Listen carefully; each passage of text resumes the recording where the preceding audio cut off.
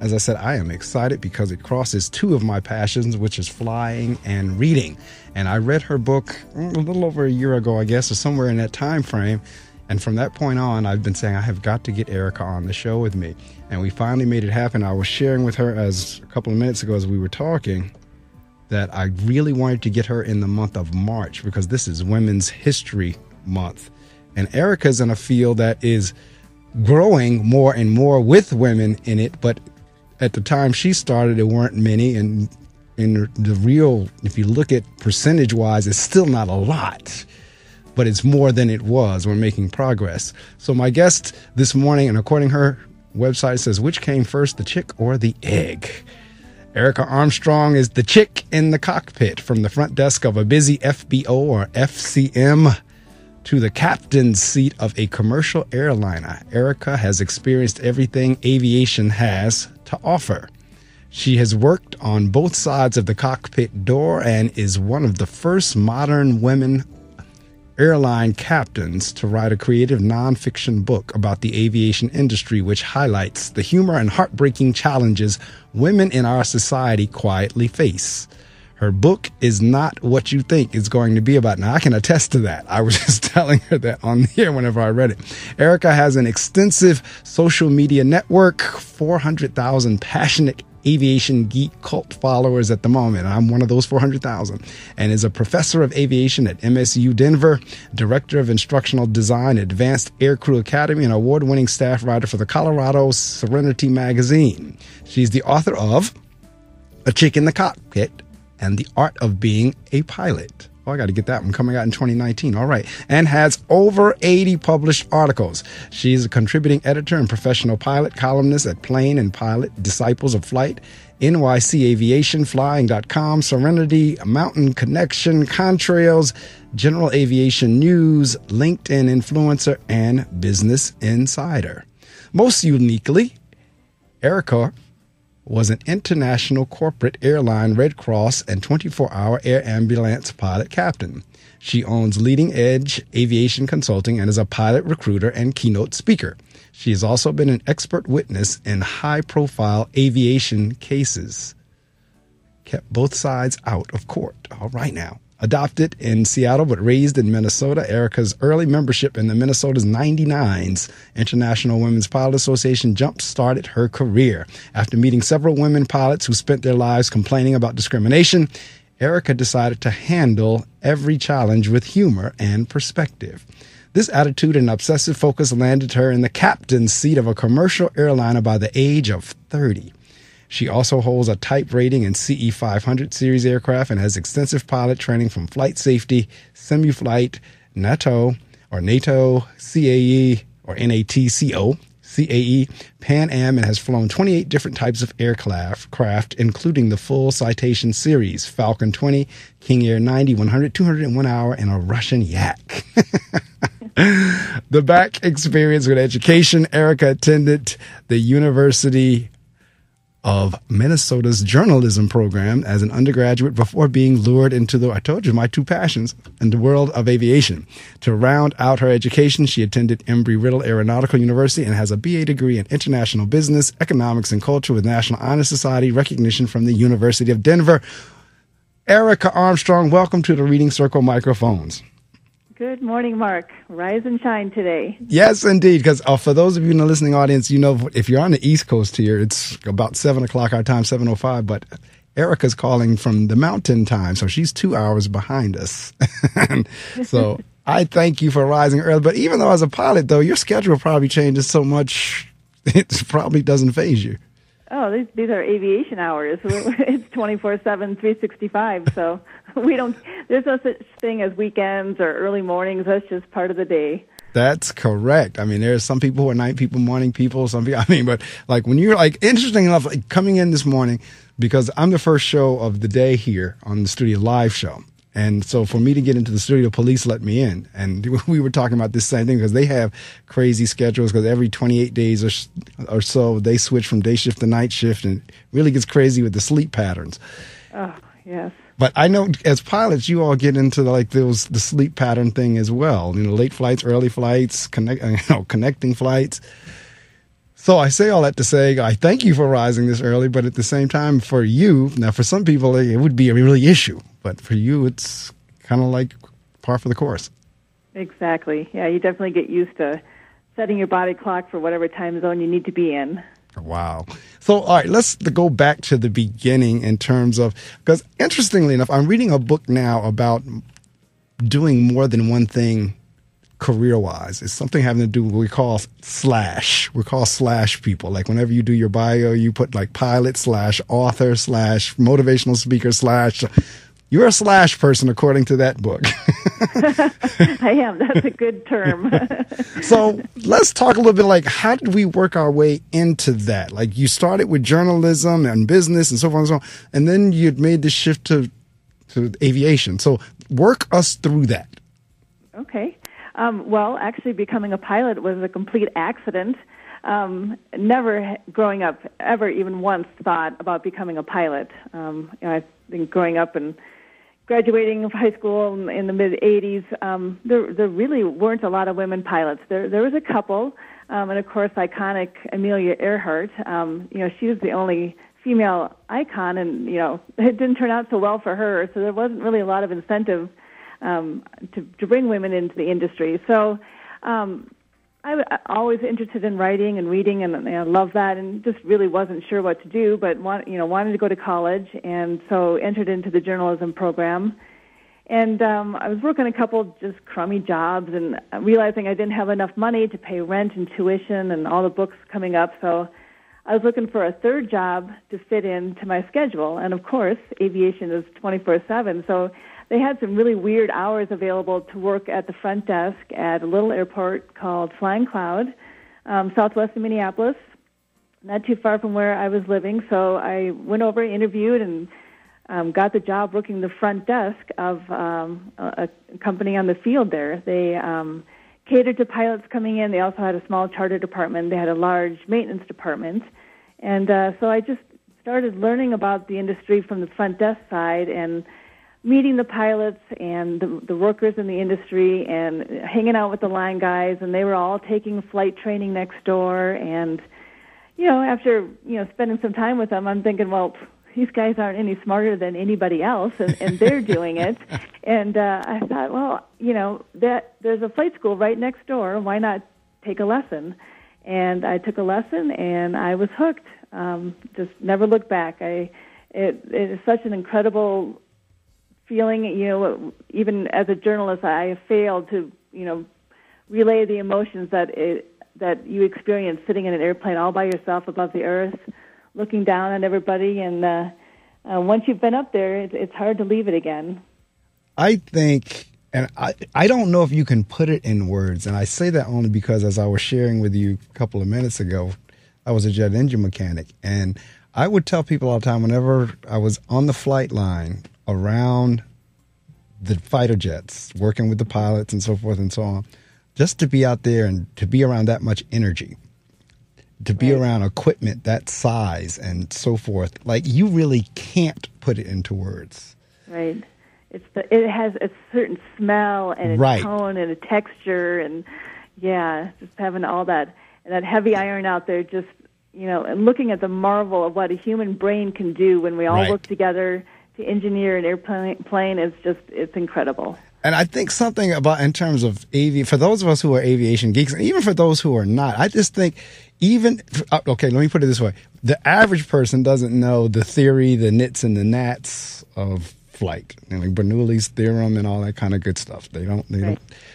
But even those of us who do, it's still fascinating to us how that whole thing occurs, how something that large stays up in the air. I was having a conversation with somebody the other day about cruise ships, how something that large stays on the water. I mean, it's just a mystery. Even though, like I said, if we know the theory behind everything, even though we know, air and, how it hits the wings and the rise and this, that, and, even though, it's still like, wow, this thing stays in the air. And I can't imagine what it must be like to be the one commanding it. Right? Yeah. And unfortunately, that's also what causes fear in people, too. It's because of the unknown. I get emails weekly saying, "Hey, I'm afraid to fly. What can you do to help me?" And knowledge is power, definitely in that regard. So that's the beauty and the fear of it too for the general public. Well, it is, and I know when I take flights, I hate it, it's going to sound bad. It really is, because I do know what the sounds and everything are, what's going on when you're raising the flaps, or the speed brakes, or the landing gears coming out. I know what all those sounds are. For me, it's funny to look around and see passengers' faces as they tense up when they hear these different noises. Right. It's like you get in an Airbus and it sounds like there's a barking dog down in the cargo bay, and they're looking at each other going, "What is that?" But it is. So what was it like for you now that you had made this decision, kind of like, and you're right, I was like, well, if those guys can do it, so can I. I mean, what was it like for you, once you made that decision and now you entered into the field? Well, there was still a huge barrier to break through that first entry into a paid position. So, the rules back then were slightly different now. Pilots these days have an additional challenge of trying to earn quite a few more hours before they can get in the right seat of an airplane. But I worked at that FBO for 6 years. It took about 5 years of knocking on the chief pilot's door weekly and begging and cajoling, trying to get just in the right seat of a King Air. So a King Air is a twin-engine turbine airplane, but it only requires one pilot to fly it. It's not you don't necessarily need a second officer on it, but the operation specifications for the charter company that I was working for required a first officer. So they could take in low-time pilots to sit over there, and basically you're just getting the captain his coffee and helping with the passengers, and then basically running the radios. But what you're really doing is just learning vast experience, or gaining vast knowledge by watching these captains fly, understanding, the intricacies of all the weather and the flight planning, and dealing with flying into unfamiliar airports and all the challenges of ATC and everything else from the right seat of that airplane. So once I got there and started earning some hours, all those rest of those doors started opening up. And see, again, as I have you here on Women's History Month, and like you said, now you're talking like in the 80s. I'm older than you by a few years, but we came through about the same time. Okay. And so we're talking, because for me, when I hear 80s, that still doesn't sound like a long time ago to me, even though it is. But we're talking now, as you say, in the 80s, there weren't many women pilots. And that wasn't, to me, that long ago. So you can imagine prior to you, there were even less.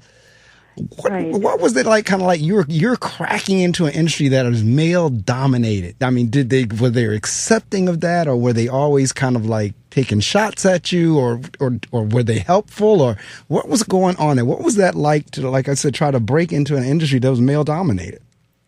Well, all of the above. So for as many people as exist out there, there's that many opinions. But you know what? When I look back on the whole span of my career, 90% of the guys I flew with were professional. They could care less if it was a man or woman. And that 10% of people that were jerks are going to be jerks no matter what. Right. It didn't matter. There are the misogynists out there, and I definitely flew with them, and they are terrifying. They actually create an unsafe environment. It's completely unprofessional, and the problem is that if you look at their whole behavior, it's not just interactions with women. In general, they really have low emotional intelligence. So I kind of learned, especially when I started flying in a multi-crew environment, and especially at the airlines, I had to change my perspective. I would walk into the cockpit door, and I really did have the power over them because I was used to that ratio. I was used to being the only woman in the room. So when I walked in the door, I felt like I was actually more powerful in that situation because they were not familiar with flying with a woman. So my goal each time was to put them at ease, understand I'm there to do a job just like them, and then I'm going to do a job just like them. And we were going to have some fun, and we were going to be safe. And, I ended up making lifelong friends with some of these people that I'm sure were apprehensive to have a woman step in the cockpit. Well, I saw something posted on one of the social media sites the other night. I don't know if you were the one who posted it or it was somebody else, but in any event, it said the plane doesn't know if a male or female is flying it. Oh, there you go. Exactly. It's getting better. I think we're up to maybe 5% of airline ATP pilots. Airline pilots are women. But what I'm seeing is in the business aviation world, there's a lot more women entering in that category, which means eventually they'll be stepping up into the airline world too. So I see those numbers coming, but it takes a generation or two to get used to that idea, and I strongly believe that my kids won't even think twice about seeing a woman do this. I still remember the day I was standing in the grocery store with my two little girls, and I'm standing there, and there's a pilot who was behind me, and he had his bars off, but I could tell he was a pilot. It looks like he had just flown in. And I told my daughter, I said, we're going to let this gentleman go ahead. He had just a small basket, and I've got this huge, family shopping cart full of food. So I said, we're going to let this pilot go ahead of us. And my daughter looked at me, and she's like, how did you know he was a pilot? And I said, well, I explained the uniform and everything. And she looked at me, and she's like, well, Mom, they let boys be pilots? And I was like, I'm standing in the grocery store, and I thought that was the most poignant thing I'd ever heard anybody say, and coming from a 5-year-old. So that's a different perspective. So from her lens, she's so accustomed to the female pilot, she didn't know the males could be pilots. Exactly. Wow. And I thought, oh, isn't that key, right? Well, again, I remember back in the 70s, and I was young, I was a kid at the time, but I mean, I was old enough to follow the news and everything, and that's whenever the women's lib movement was really kind of kicking off, late 60s, early 70s, what have you. And it was this whole notion of women can do what men can do. And I was like, I don't understand what the issue is. Right. I never understood what was the issue with that. If you want to drive a truck, drive a truck. If you want to, whatever, you want to climb the telephone pole, climb the telephone pole. But I mean, a lot of people were really, I mean, it was, I can remember, it was a time folks were really fighting a lot of things. Well, why can't a woman do it? And see, I'm speaking now as a father of 4 girls. I couldn't buy a boy. So it's like, as the father of 4 girls, I'm constantly, you can do whatever it is that you feel like you want to do. Whatever you want to do, go for it. And so whenever I read books like yours or I talk to people like you, it is really an inspiration because you're one that really has gone out there and done it. Well, and unfortunately, aviation, it's not unfortunate, but you have to have a certain amount of ego to be in there, right? For sure. You've seen it, especially in the military world, right. too. So it's a necessity to have that drive inside of you. And oftentimes it does come out as ego. And sometimes if you don't know how to control it, it just comes off as dysfunctional. So, the industry itself doesn't mean to be male-dominated, I don't believe, but that's kind of the personality that drives towards that industry. Right. So in terms of now you've made the shift to become a pilot, and I guess one of the things for me, because my / other than radio show host, is educator. Mm-hmm. So in terms of working with children who might be looking into that career, do they have to be like these super mathematicians or what kind of what do they need to kind of prepare for if you want to be a pilot? Yeah, and I love that question because I love the whole STEM incentive, but I also think that it maybe puts a stigma that there is some sort of extra level that you need to be at to be a pilot. Not to diminish a pilot's abilities, but so when I teach my students now, when they come into my class, I explain to them that I do not want to see a pilot wash out of this system because they can't take a multiple choice test. So I give my students opportunities to show me how they learn in different ways. Even on a test, I'll ask short answer essays, as well as multiple choice, some visual questions and answers. Pilots are really visual people. Right.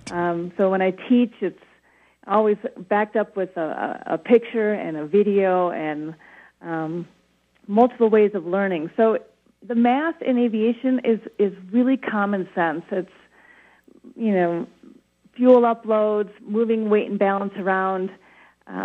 There's formulas for it, and in aviation, you're allowed to look everything up.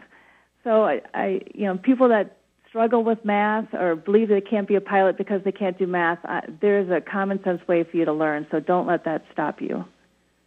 Well, again, I think in terms of the industry in and of itself, because I know for me, whenever I'm in an airport and I see you all coming in those uniforms, and I'm almost like in awe. And it's like, the whole industry is kind of considered a sexy industry, if you will. Yeah. My wife and I was talking, because she has her MBA, and I think they actually had done something on aviation or on airlines industry. And that was one of the things that came out throughout the course, that the industry in and of itself has this perception of a sexy industry. As you all, and you were just talking about ego, and do you, as you go through airports, do you realize people are looking at you all like they just moved that tonnage out there. They just took us from point A to point B in the air. What? Well, I guess I always do wonder what people think. It's so funny because we all, as pilots, know we have to put on like our serious faces when we walk through the terminal, right? So right. You see the pilot face, and half of them are pretending to talk on the cell phone so that people aren't asking them directions.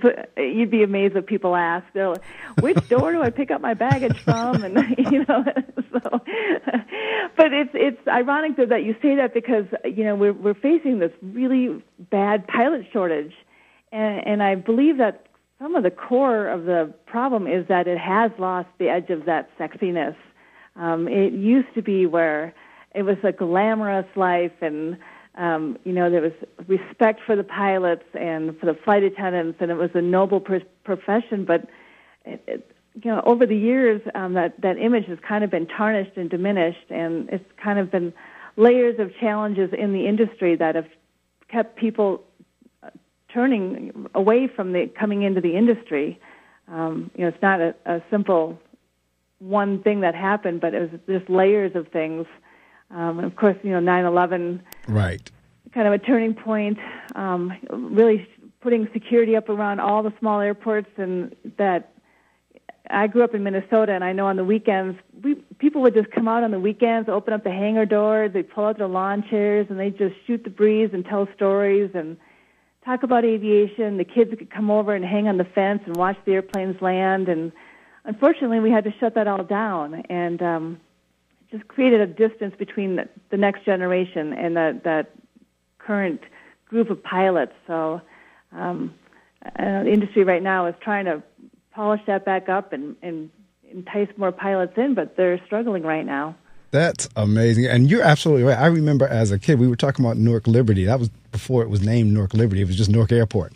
But as a kid, my father would take us, and we could go out, like it wasn't closed off by glass or anything, in terms of like they had a deck out there that you can go stand and watch planes come and go on the runway.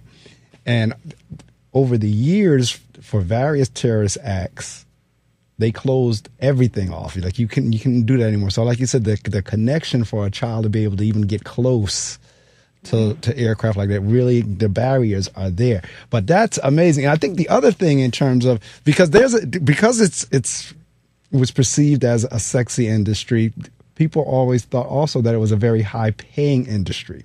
Not realizing that you have to work your way up salary wise and position wise, and from co-pilot to first officer to, we had at one time we had the flight engineers. I don't even know if all the planes require a flight engineer now. Most of them don't. No. But I remember when they had a flight engineer, you had your first officer with co-pilot, your captain, so forth and so on, that you work your way up to those positions, and of course the salaries goes with it.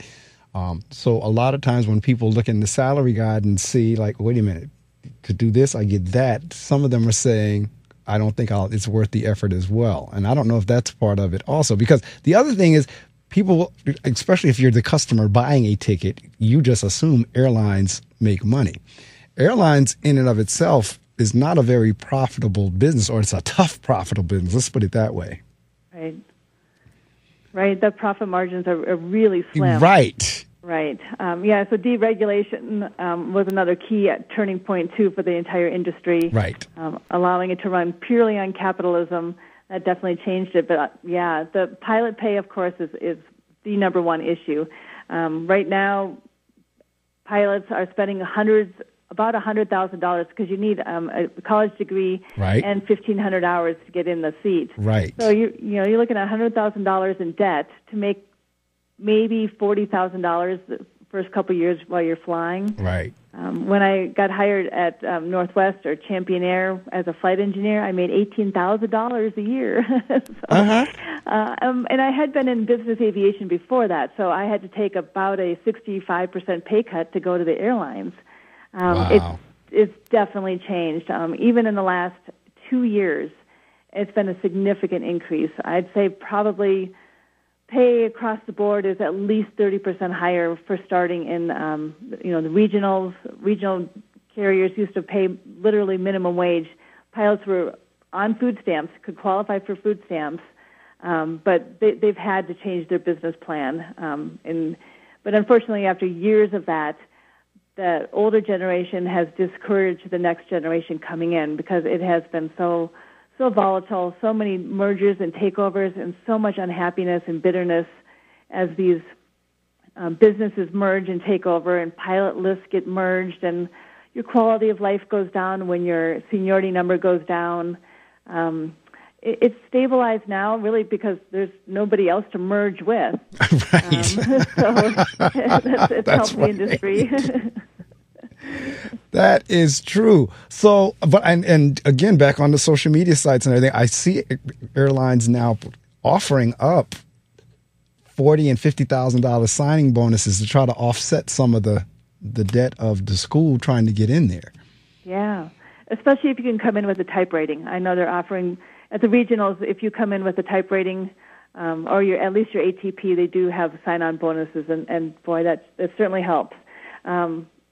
There's still first year pay is probably going to still be about $60,000. You'll be gone a lot. You'll be sitting on reserve, probably someplace not in where you live. You'll have to be based someplace else. So there's out-of-pocket expense for your life having to live somewhere else, but it's still getting better. The carrot is hanging out there and a little bit closer now. Being able to move up to captain seat in a year used to be unheard of. People used to sit for years in the right seat. So that's another element, too, is so much movement. You're getting pilots quicker in that left seat. So in terms of, and very quickly, we were talking about the female or women pilots. I had never read a Danielle Steele book. As big as Danielle Steele is in terms of her various fiction books, I read my first one, and it's called Accidental Heroes, and it's about a female pilot. That's I haven't read that. Okay, you will enjoy it. It's fiction, but I mean, but I had never, Danielle Steele, she's been around for like ever and just known for doing the novels and everything.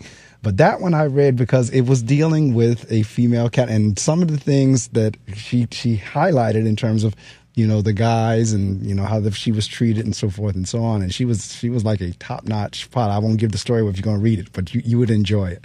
So did you hide when you were reading a Danielle Steele novel? Did you have to go in the closet and read? No. No. See, like I said, for me, I don't get the gender thing. I really don't. It's like, whatever you want to do, you do. So, yeah, that's right. I like that. But no, I really did enjoy it, and because it was aviation related. Like I read a lot of aviation type books because it's just something that I really love. I just find it fascinating. And you were talking about in terms of like being assigned or living somewhere else. I noticed like even with the flight attendants, a lot of them it'll be 5 or 6 or 7 of them have an apartment somewhere and they're all on call. Yep. Are the pilots the same way? Yeah, same way. When you're first starting out, you sit reserve. So I had many crash pads that I shared with pilots and flight attendants. Like, when I was based in St. Louis, there were 7 of us in an apartment, and we were constantly rotating in and out of this crash pad. And, so if you were the last person in, of course, you had to sleep on the floor because there's nowhere else to go. And so, sometimes the red eyes were good to have on those, pairings when everybody was there. And so you're out working at night, so then you had the place to yourself during the day. And it's kind of an unusual life that most people don't realize is going on behind the scenes too. Absolutely. And that's, for me, when I'm reading these books, is the behind the scenes that always captured my attention. Because it's one thing to see you all walking around the airport. It's one thing to see you in the plane. It's another to understand everything. Because there are a lot of challenges that goes with the industry as well. Right. I mean, in terms of some of the things that you just talked about. Well, it's all consuming. It's not a job that you do and then just go home. Even beyond the working of, the flights, beyond that, we're going to get our flight physicals every 6 months. We're taking check rides. We're going to ground school. We're going to recurrent ground schools. We're getting called in for, special meetings over separate topics. And so, in addition to all the schedules that you've got set, you've got all this other time spent on the industry, on your job, that most people don't realize that we're still doing. No, it's very intense. It's not just a matter of flying around from place to place and just having a blast. It is extremely intense in terms of, because one, you have to be on point in terms of what you're doing because so many lives you are responsible for. So they really have to know that you always are ready to go, ready, and healthy, and nothing is impairing your judgment and so forth and so on. So I get it. I understand that. And that's why, when you really think about it, and people really don't get this, and even when you say it, they look at you kind of like funny. Air travel is actually safer than car travel. Oh, my gosh. No comparison. Yeah, 3,000 people today will die in a car accident, and all of last year, in all of the last 2 years, we had one passenger fatality. And, such an anomaly, too. It is so beyond safe, it's hard to even quantify. Right. Yeah. It really is, and that's why we were talking earlier before we went on air about folks who are, afraid to fly or what have you, but they really don't understand. No, you're actually safer up there than you are down here. Well, and of course, right now with the current news, right. It's in everybody's focus. So, we got to keep those numbers in mind. Yeah, it is, and I guess the only difference is because, one, if an airliner does crash, it makes major news. And two, the likelihood of more people being hurt or killed is high because you have 200 or 300 or 400, 500 people, whatever it is, at the same time simultaneously. But that's what it is. It makes a big splash. But number percentage-wise, no, you're safer in the air than you are in your own car. But what is it like as you're sitting there in the cockpit, in your mind, or has that ever come to you? Do you ever think back in terms of all of everything that's behind you? What is that like to be up there? And now they call it the flight deck. They don't even call it the cockpit anymore. They call it the flight deck. What is it like to be in the flight deck? Because they got into this political correctness. So do I. But it's like, folks really, they get bent out of shape about that. Folks, it's not the cockpit. You have to call it the flight deck. I'm like, right. Okay, all right, whatever. I'm like, really? You're yelling at me for calling it the cockpit? I don't care. No, passengers are definitely, it's a heavy weight on your head. I made it a point, especially when I moved up into that captain seat, to just, before we shut that cockpit door, I would just take one quick look back and to remind myself of the responsibility of that chair. And with the billions of variables that happen in aviation, having that knowledge that you're responsible for them puts your thought pattern in a safety circle that will keep you thinking within that safety decision-making process. So I definitely make it a point to look back there before I shut the door, and then as soon as I shut that door, I'm back to the captain's seat, and that's all I can think about is between me and my crew in this airplane and all the elements we're going to challenge ahead, and just take it one step at a time. Now, for me, I love technology. I really do. But this nonsense, for me, is nonsense. I'll couch it with my personal opinion, but for me, it's nonsense of this whole notion of pilotless planes. Yeah, right. We have one simple system, MCAS system, installed in a Boeing 737. Benign little thing, and look what's happened, right? Exactly. Yeah, we're all so far away from having autonomous large passenger aircraft. It will definitely happen. I was telling my students that we may be the last of the adventure pilots out there, the way that we see it now, but there will always be pilots who will be just flying a different way. Maybe flying up at 60,000 feet and above, more like rocket pilots instead. But Yeah, I mean, we're just in the infancy of this technology. It's absolutely amazing how far we've come, but we still have a really long way to go. I just don't see something, and again, based on the number of lives that you're dealing with in one single shot, why you would even think in terms of not having a human being, because it is the human element. I mean, the plane can do what it does. I understand autopilot and all that kind of stuff, but there are still things that not autopilot can't do, that you have to have a human. I don't care anyway. As great as computers are, they still don't rival the brain. Right. Well, right. So look at the MCAS. It has a definite opinion about what it thinks is happening, even though it's completely wrong, and it wasn't letting a pilot tell it that it's wrong. So I can't even get my ice maker to make ice correctly, and it's a new refrigerator and freezer. So it's true. So that's why I like every time I see something on it, and it's like a big debate. Every time I see something, an article on it, I'm like, I don't even understand why they're even thinking about trying to do something like that. I don't even like the cars without drivers. I'm like, it's money. Right. Oh, yes.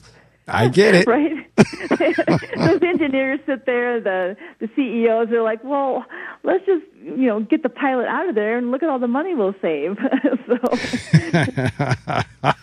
I won't go down that road in terms of like a few lawsuits will wipe that right out. But in any event, but that's just, they're talking the same thing with cars, driverless cars. I said, I won't be getting in there. I will not be, exactly. I will not be sitting on the passenger seat of a driverless car. I don't even like, to be honest with you, sitting in the passenger seat of a drivered car, but right. I like to drive. I want to be the driver. But certainly not a driverless car, and most certainly not a pilotless plane. Oh, no, thank you. Won't be me sitting back there. But no, it just doesn't make a whole lot of sense. So when you now decided, because now you're putting back to the slash, and the title of that book is One Person, Multiple Careers.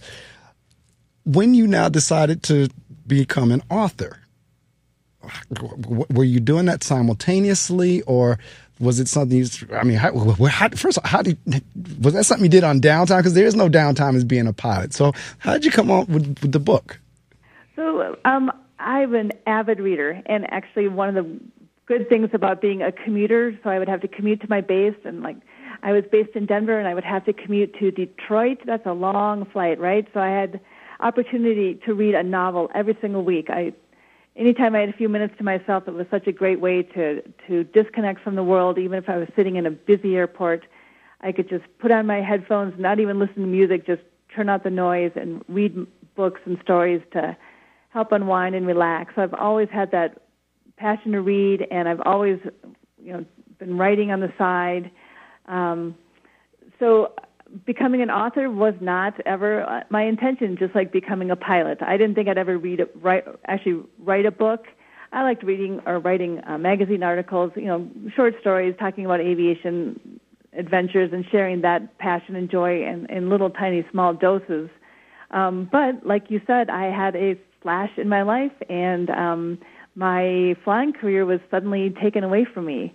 And just like life, right? It turns on a dime and things change, and having the experience of trying to deal with this identity of who I was and having to suddenly reevaluate who I am, what my capabilities are, and what I could do with a bad situation.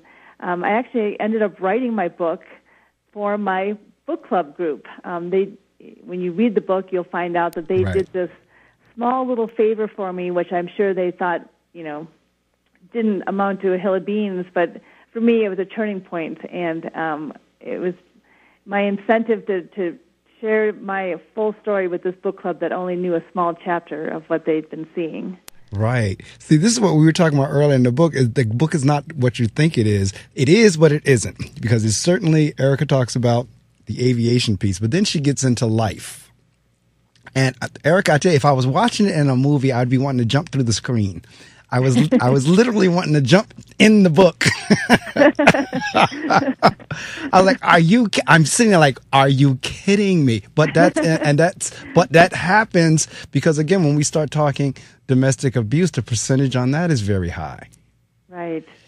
Way higher than I even thought. It's still one of those taboo things. Right. And even though I've experienced it, my tendency is, I can't take any more. It's just so heartbreaking. Right. And it's still rampant. And, I just like gender challenges over the years, it's getting better. And it's getting better because we're talking about it. Right. But it's really hard still. But trying to get to the core basis of, why that happens, why in our society anyone believes that should or could still happen, and what we can do to help people get out of those situations. Well, it is extreme because I have family members who we suspect is in that situation, and she has not been able to get out of that. As a matter of fact, as I was reading your book, some of the exact same patterns were, I could sit there, I could see that in my family member with relatives. Like, that's a classic symptom, for lack of a better word, or a classic pattern there. It's because abusers have those, and you don't know them, just like you're saying in your book. And I'm not going to give the book away because I do want you all to get the book, A Chick in a Cockpit, because you don't know an abuser as you meet him or her. Right. You don't know that. You nailed it. There is a pattern, and when you're in it, you don't realize it. So when you get out and you look back and you say, "Whoa, how could I have been so stupid?" Right? But there is a pattern, and part of that pattern too is because those abusers are often so outgoing, so charming. Right. There's a trigger in them that covers up that dark side. So they work so much harder at it that you're lulled into believing. Because it's so far the other way, you think, how could they possibly go to that dark side? No, absolutely. And with somebody, very attractive woman. I've seen your pictures. I've posted them all over the place. Career. So I was like, well, how would somebody, but that doesn't matter to an abuser. Right.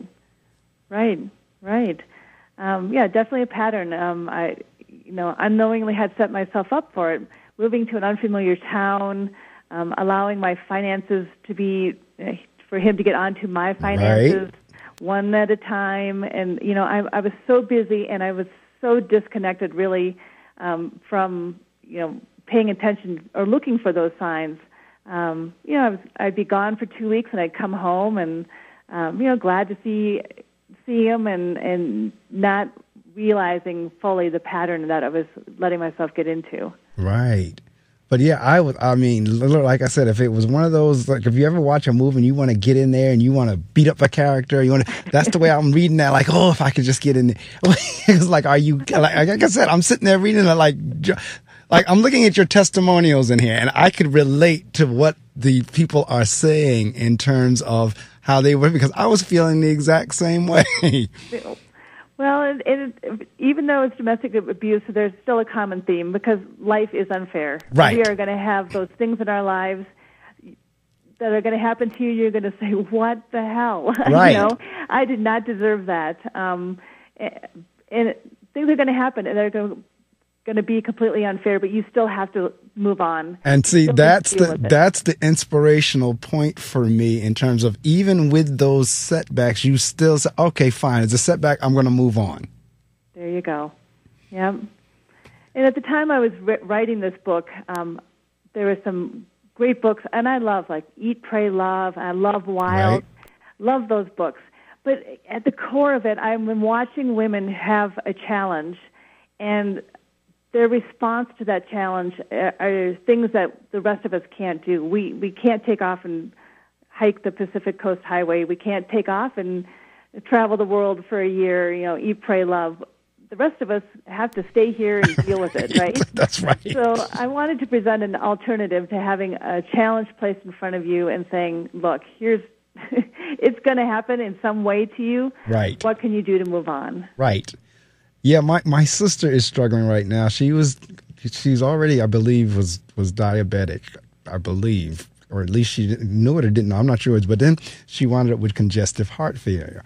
And so she's struggling with that now. But when I tell you, like for her, it has really been a struggle. And the message that you just said is the one that I've been trying to encourage her with. Like, okay, life isn't fair. Like life, things do happen. I know it's inconvenient. I know it's discomfort. I know it's this. But you just can't give up. Right. And so for those in the listening audience, as you're listening to Erika's story, and again, I highly recommend the book. And I think the other thing that catches why people get caught by surprise is each one of your table of contents is a flight title. Right. So now as you're looking at the flight title and you get into a section on this happened to me, it's like, well, wait, whoa. That was a lot of rounding around with the editor. We were trying to deal with the issue and how to get people to still read a book. Because if you tell me that this book is about domestic abuse, even though I've gone through it, I probably don't want to read it. Right. You know? So we were trying to find a way to still educate people, bring them into the cockpit for the first time, have some fun, and just experience a life change in somebody's life that you're still going to find parallels with, despite the circumstances. Exactly. Yeah. So going back to the title again, we were talking earlier about using the word cockpit, because you also had another word that, sends flames up folks as well, or inflames folks, is the word chick. Right. So I mean, it's like, I love it because it's like, I'm not necessarily one who cares for all this political correctness and all this kind of stuff. So that was another thing that caught my eye. I was like, wait a minute, a chick in the cockpit. I'm like, wait a minute. Usually, it would have to be I'm trying to think how we reword that to be politically correct. A female in the flight deck. I mean, something. Everybody needs to lighten up. Right. I have been berated so many times by men and women saying how awful I am for naming the book that, and I'm like, those are not my people. I'm not here to please you. You got to have some fun in life, or you cannot make it through. No, I could not agree more. Laughter is so important, and humor in that whole, and I mean, even that is a major aid in how, even when bad things happen, you react and respond to it. Absolutely. Being able to look at it from a humorous perspective, or at least be able to try to, as they say, get the silver lining out of it somewhere in there. Like, some good is going to come out of this. I don't know what the good is, but some good is going to come out of this. It can be hard. Make it your challenge. Right. That's what I did, especially when I was flying with a flight crew. We had a 3-person flight crew. If I had 2 male pilots in there that had the misogynist trait, it could be an absolutely miserable month of flying. So I definitely had to come into that cockpit armed with some sort of emotional, cannons, and that's the only way I could do it, is to just view it with just the audacity of humor and realizing that these people were just absolute idiots because they couldn't get over themselves. Oh, yeah, for sure. So now, again, going back to the flying days, I'm going back and forth in terms of, the flying as well as now you're teaching and doing everything else. When you're up there in the cockpit, if the plane's on autopilot, I know what we're doing in the back whenever I'm usually reading or listening to music or sleeping or looking out the window. What are you all doing up there in the cockpit? I mean, I know, but from my listening audience, I know what you're doing up there because I know all those little dials and lights and buttons and everything you have to monitor. You got to realize we drone along for hours up there, right? So we have to find things to engage our brain, especially pilots who need interaction. So I hate to tell you this, but we're up there playing dice games. I'm not surprised. We're up there playing cards. I mean, we're still monitoring everything, but yeah, we are definitely finding ways to pass the time.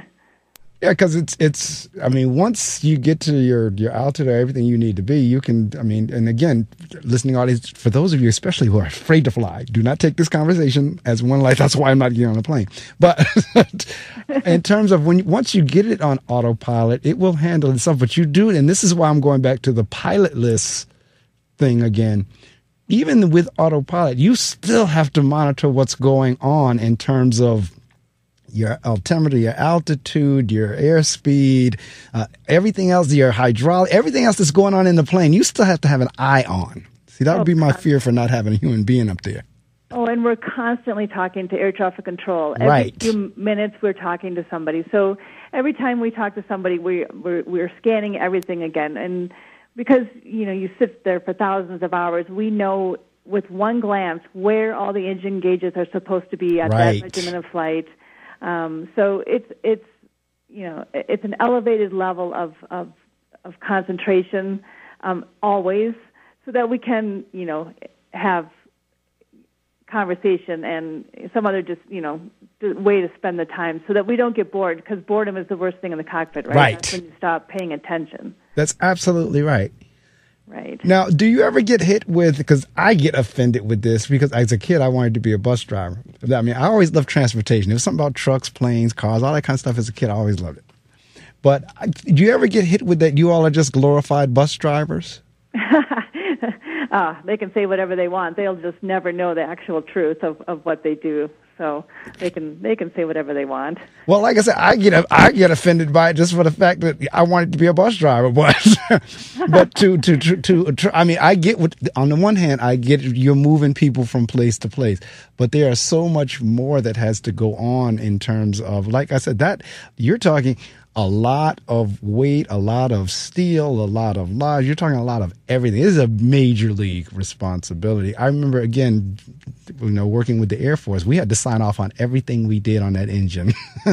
And they would tell us, if that plane goes up there and something happens to it, or it crashes, or if it's engine related, we're going to go back to see, did you turn every screw that it was supposed to be turned to the right or to the left? Did you safety wire? Did you just, they could track who worked on what when.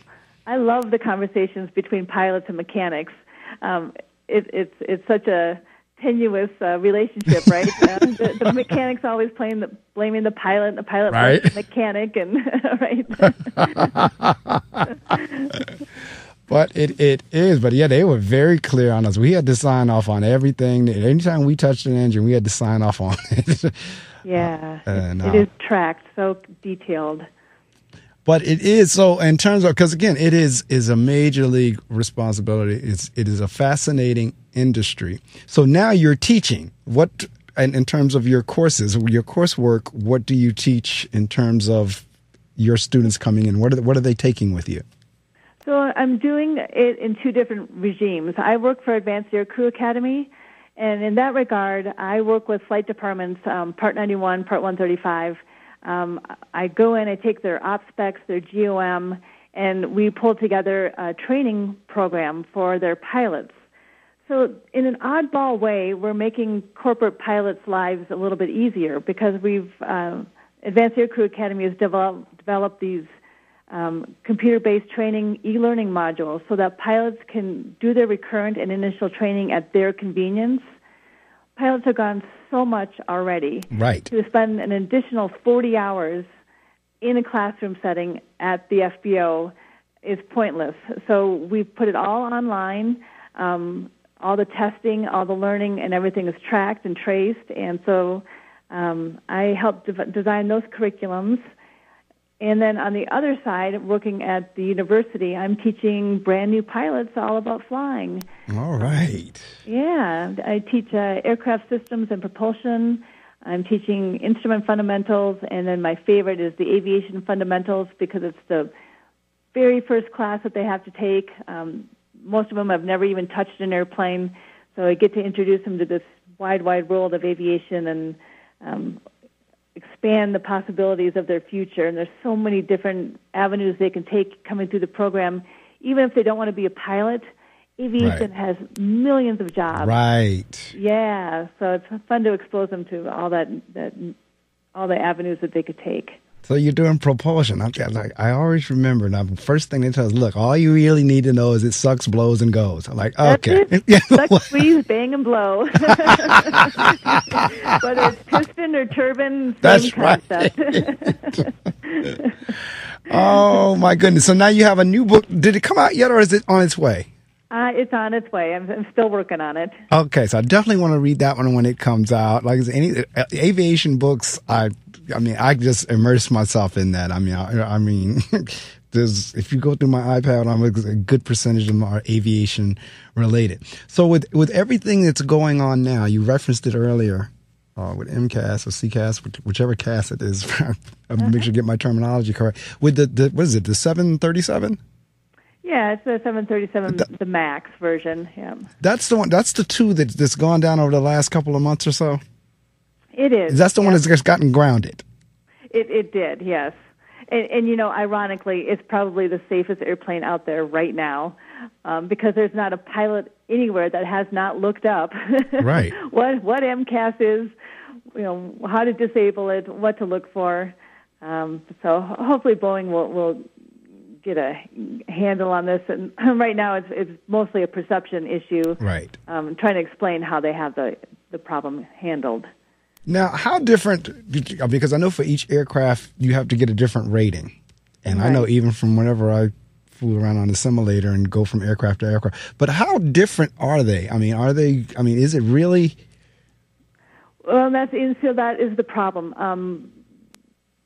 Within the 737 itself, there's some variance in there, and so it's not a separate type rating.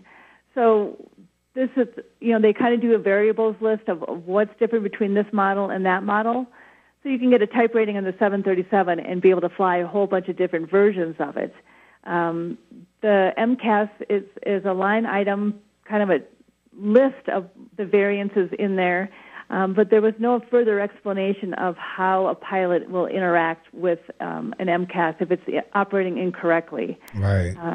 So every flight department handles training a different way, and you're going to probably see variances between the Lion Air and the Ethiopian and U.S. carriers and how they're handling that type of training. But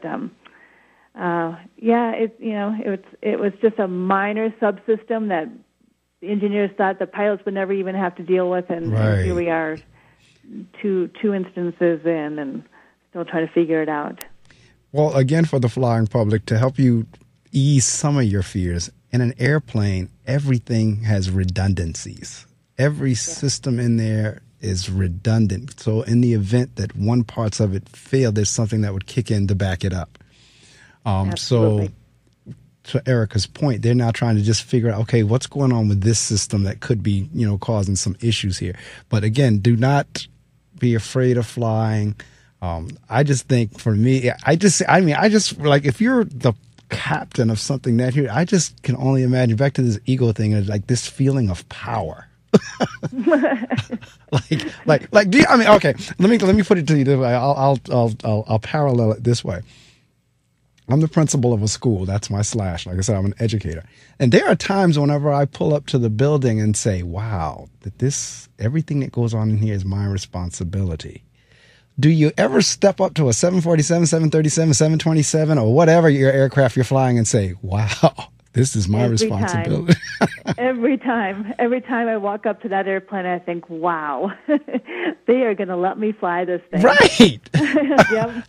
I'm going to put 173 people behind me, and I'm going to be in charge of it, and I'm going to safely get this thing from here to there, and we're going to have some fun doing it. Yeah, that has got to be like an awesome feeling. Just like, wow, like I can't even sit there and fathom it in terms of something that huge that, two or three of you, if it's you in first office or whatever, you walk up to and say, yeah, this is our vehicle. We run this. We're like, that is, so in terms of now, because this is Women's History Month and the women more and more are entering the field. What is your advice to girls who want to be pilots? I know it sounds simple, but start networking. Start talking even on simple platforms like LinkedIn. Facebook even has a few pages for female aviators. Start entering into their world and their experiences and be truthful with yourself with the challenges ahead. I think women enter the industry and become quickly disillusioned because there are a lot of challenges. It's not an easy career for family, but you definitely can handle it. You just need to put that issue in front of you and figure out how you're going to deal with it. And part of it is just hearing other people's experiences. So, if anybody needs advice or wants me to connect them with another pilot in their area, just tell them to give me an email, and I'll set them up. Well, again, I'm looking forward to reading the next book, the one that you're working on. I know it said it's going to be released in 2019, so you said you're still working on it, so it's not out yet. And that is, let me see, is that the final title, or are you? That's the title, or is that the one you're still? I'm pretty sure that's going to be the title. Okay, well, I will definitely be looking to that one, and it is The Art of Being a Pilot. Yes. I Definitely want to read that one. And then if we want to come back on the air to talk about that one, we can do that, because all my guests always have an open invite to come back on the show. And I thank you so much for rising early in Mountain Time, because you're calling out of Denver, correct? That's correct, yep. All right, so you're calling out of Denver. And no, the dogs, they did not bark. I did not hear them, at least if they did bark. I heard some whining, but they did good. They did really well. So you have to give them a treat or a pet or a hug or something and say you... I have 3 faces looking at me through the office door. Well, again, I thank you so much for taking the time. Like I said, this cut across 2 of my slashes or passions or whatever you want to call it. But really, it's just something about the airline industry. I don't know what it is for me. And I think there's a lot of us out there like that. That just Thankfully. Yeah, exactly. It's just something about being around airplanes and airports and the uniforms and so forth and so on. And then there are others that are like, look, I have to do that because I have to go from point A to point B. If I didn't have to, I wouldn't. But right. You are an aviation geek. I'm so glad you're in the herd.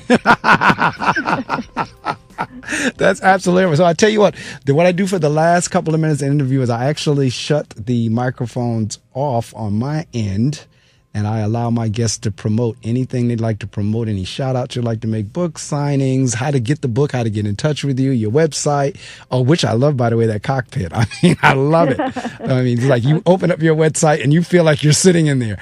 But anything you want to promote, you have the opportunity to promote. So I'm going to be quiet. You can say anything with the exception of a dollar amount. But other than that, the mic's yours. It's a deal.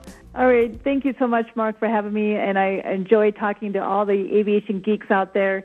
You can find me on social media anywhere. Just type in the words "a chick in the cockpit." You'll find most of my aviation geek followers, about almost 450,000 now, over on LinkedIn. I'm on Facebook, and I'm trying to work on Instagram. My kids are teaching me how to use that. So hope to see you all out there. I attend most of the big aviation events out there. I'm happy to see more and more air shows coming to smaller towns, so I hope to see you at one of those. Thanks for flying, and I hope to see you all up in the sky. All right. Well, again, thank you. And I do record it, so I will email you a copy of the MP3 link. I also archive them on my YouTube channel. That's for folks who didn't want to rise early with us. They can go back and hear it on YouTube. All right. And so I'll send you the links, and you're free to do whatever you'd like with them. Oh, sounds good. All right. All right. Thank you so much, Mark. That was fun. It was. I had a blast talking to you. I've been looking forward to this since we said we were going to do it. Oh, thank you. I appreciate All right. So keep on, as my mom can say, keep on keeping on. You certainly are an inspiration with the flying and just your perspective in life in general. Because like you said, life happens. Right. It is what it is, and we do what we can do to change what it is, but you just can't quit and just can't give up. You got it. You got the right attitude. That's it. So, all right. Have a wonderful rest of your day, week, month, year, life. And again, I'll be in touch with you. I'll be following you. I'm one of your aviation geeks. All right. We'll see you then. Take care. Okay. Bye-bye. Bye now.